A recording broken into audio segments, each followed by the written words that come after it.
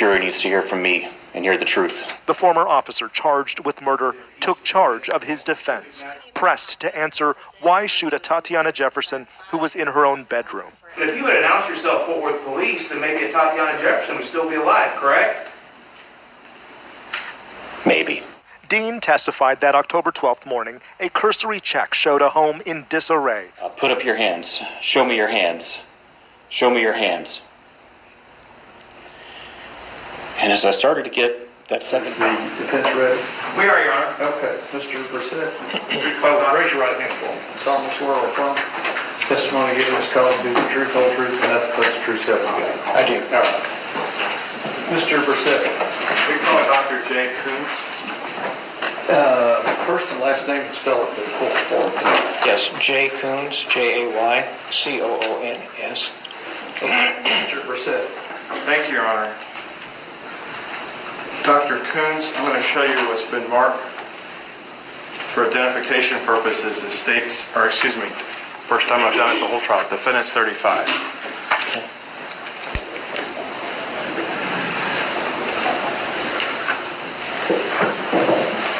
You recognize defendant's 35? I do. Is that your CV?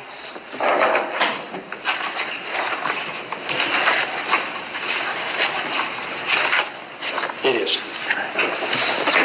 Your Honor, at this time we'd offer defendant's 35 for the record. No objection, Your Honor. Defendant's Exhibit 35 is admitted. For the record. Dr. Coons, how are you employed or otherwise occupied? Just real I'm quick, currently guys, an this is a assistant medical professor expert for the practice at Sam defense, Houston State and University. they've already started court. This is outside the presence of the jury. Inside Sam Houston State that you teach upon? Yes, criminal justice I teach in the Master of Science program, mainly to mid-career law enforcement officers. What do you mean by mid-career law enforcement officers? Sergeants, lieutenants, captains, those with supervisory leadership duties. Does Sam Houston State University, that's down in Huntsville, yes? That's correct. Does that have a nationally renowned criminal justice program?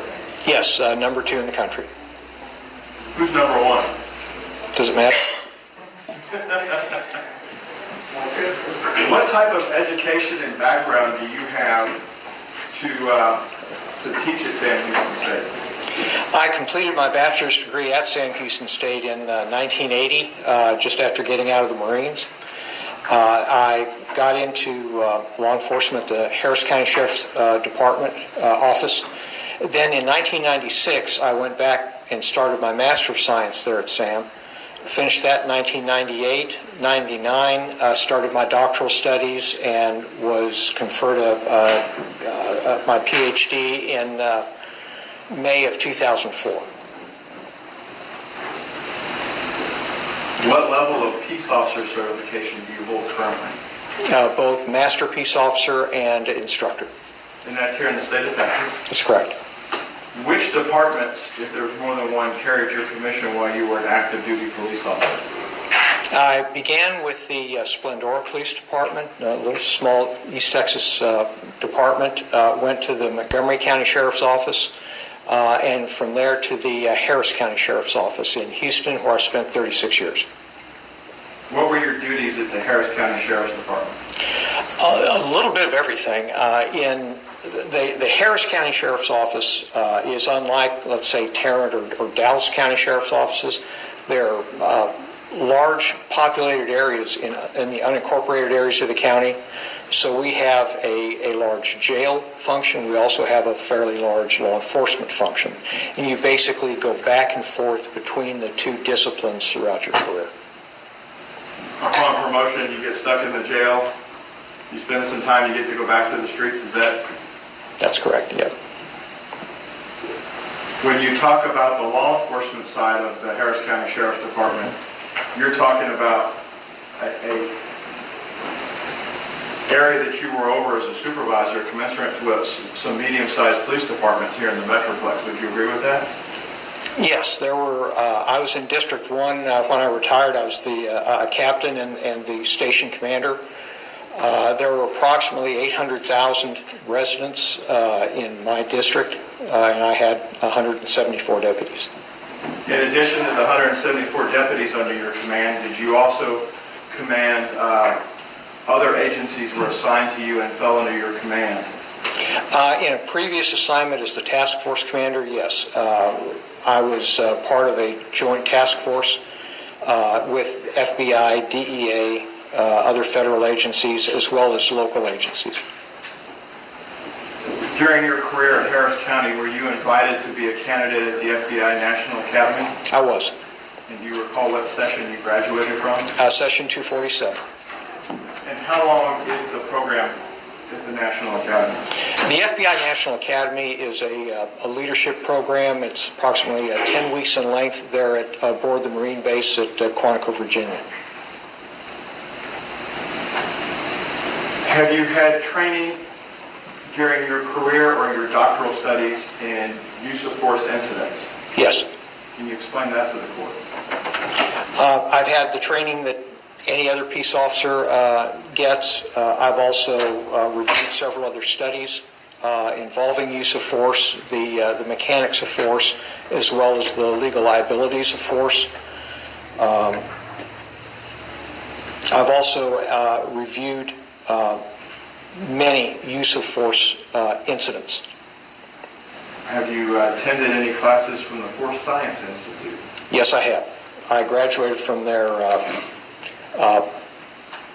main program, their 40-hour program in, I want to say, February of 2018. And the Force Science Institute's out of the northern Midwest part of the country, is that correct? Yes, it is.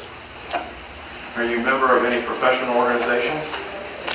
Yes, I'm a member of NTOA, the National Tactical Officers Association, the TTPOA, the Texas Tactical Police Officers Association, the IABTI, the International Association of Bomb Technicians and Investigators.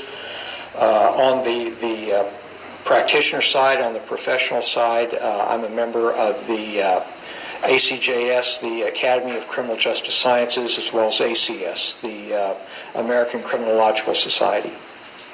How does a police officer get to be part of a bomb squad? Unlucky, at best. In Harris County, when you were there, you helped form the bomb squad of the Harris County Sheriff's Department, correct? I did. I was one of the first members. So you had to have specialized training at the Redstone Arsenal in Alabama on how to be a bomb tech. Is that safe to say? That's correct. Class B-186. You were hired early on in this defense by Jim Lane Yes. to look at Aaron's use of force in this case and make some recommendations to us and ultimately maybe some opinions to the triers of fact. That was your engagement with us. Yes. And you know that we're going to compensate you for that when this is all over. Yes. At least you hope so, right? Yes. Okay. Keeping in mind I still have access to explosives. Yes, fair enough. The old bomb chief prosecutor over here understands that full well. It's the green line, right?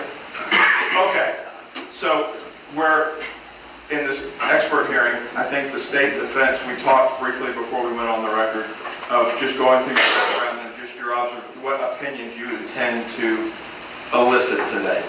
Not a full, we're not going to dive into it. Judge, maybe go off the record for just a second. Yes. Dale, it's just, you want just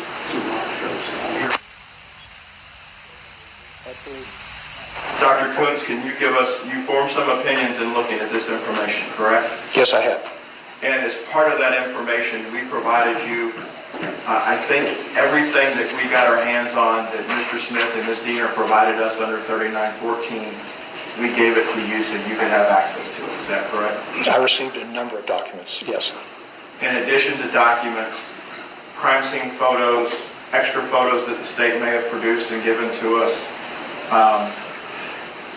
videos from every officer that was out there. I'm sorry, from every officer? Yes. Videos from every officer out there. Yes.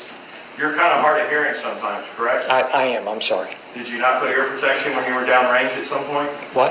Okay. Pay attention, mister. All right. So what opinions are you here to give to the jury? Can you give us a high-level overview of what your thoughts are on looking at this use of force incident? There are two incidents. The first, obviously, is the use of force itself. Was that proper police work? Was it justifiable under Texas law? And as well as the police procedures that were used by Officer Dean and Officer Darch in handling this call. So if we were to break it down into three chunks, there's before they get to the gate, and then there's a couple incidents inside the gate. Is that a safe way to look at this? Yes. Can you take us what your opinions are before they got to the gate? In general or in detail? In general. Their approach to the scene, the way they handled that scene, the way they walked through the scene was proper police work, given the nature of the call and what they observed on that scene. And you base that upon everything you had available to you in pretrial discovery, plus you got to listen to Officer Dean testify, correct? That's correct. Then you have, if we were to break the time down inside the gate, there's two sequences of time I think you're here to testify about. Is that correct? That's correct. What's the first sequence of time? The first sequence of time is Officer Dean's approach to the window. And as we saw Mr. Fredericks point out yesterday, there is a deep breath. When we hear that deep breath on Officer Dean's body-worn camera, we see, based on the camera angle, we see him